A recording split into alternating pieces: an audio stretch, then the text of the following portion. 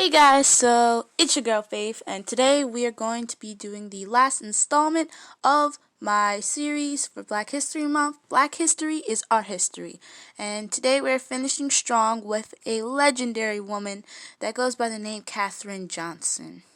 So, as we know, Katherine Johnson, who's born Katherine Coleman, or also known as Katherine Goebel, was born on August 26, 1918, in White Surplice Springs, West Virginia.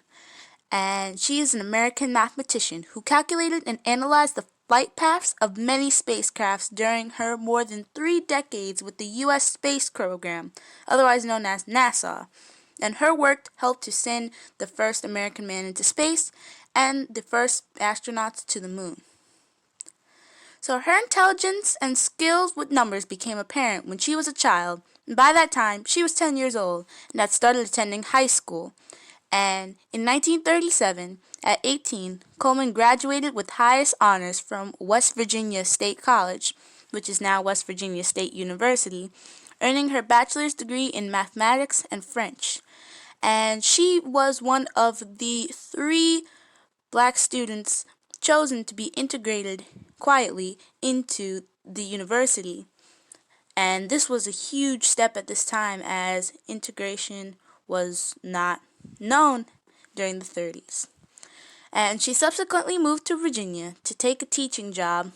However, in 1939, she was selected to be one of the first African American students to enroll in the graduate program, as I said before, where she studied math and soon married James Goebel and decided to start a family. However, he sadly passed away in 1956, and 3 years later, she married James Johnson.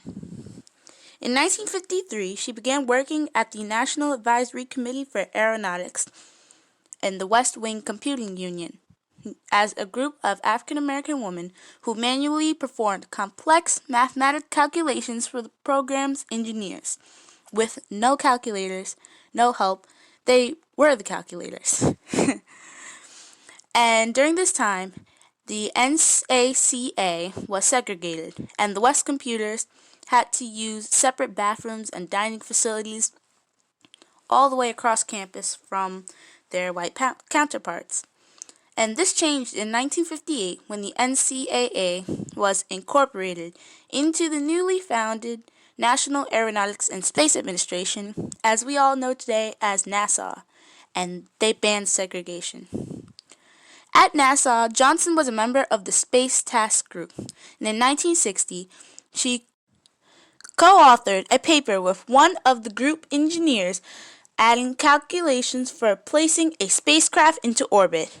It was the first time a woman in her division received credit as an author of a research report, and Johnson authorized and co-authored 26 research papers during her career. Johnson also played an important role in NASA's Mercury program of manned space flights. In 1961, she calculated the path for Freedom 7, the spacecraft that put the first U.S. astronaut into space. The following year, at the request of John Glenn, Johnson verified that the electronic computer had planned his flight correctly. Glenn subsequently made history aboard Friendship 7, becoming the first U.S. astronaut to orbit Earth. Johnson was also part of a team that calculated where and when to launch the rocket for the Apollo 11 mission of 1969, which sent the first 3 men to the moon.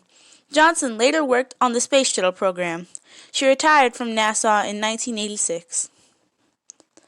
Johnson received numerous awards and honors for her work, including the Presidential Medal of Freedom, and in 2016, NASA named a building, the Katherine G. Johnson Computational Research Facility after her.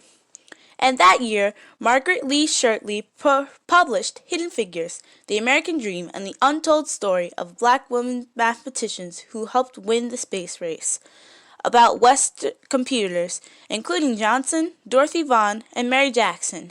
And a film based on the book was also released in 2016, starring actress Taraji P. Henson as Johnson.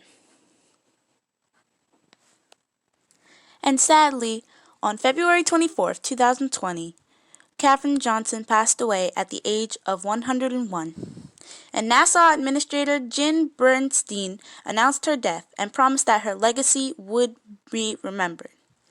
And as I quote Bernstein, "At NASA, we will never forget her courage and leadership and the milestones we could not have reached without her, and we will continue to build on her legacy." I chose to do the last installment of this series on her, well, not only because she recently passed away this Monday, but after seeing Hidden Figures and finding out about all this work that she and the other women in her group have done, and how they went almost unrecognized until 2016, it really inspires me to keep going and keep pursuing my dreams, and maybe one day it'll take me to the moon. And I would like to close today on a quote from Katherine Johnson. And it says, "Like what you do, and then you will do your best." So thank you guys for listening, and remember, even throughout the whole year, 366 days, Black history is our history.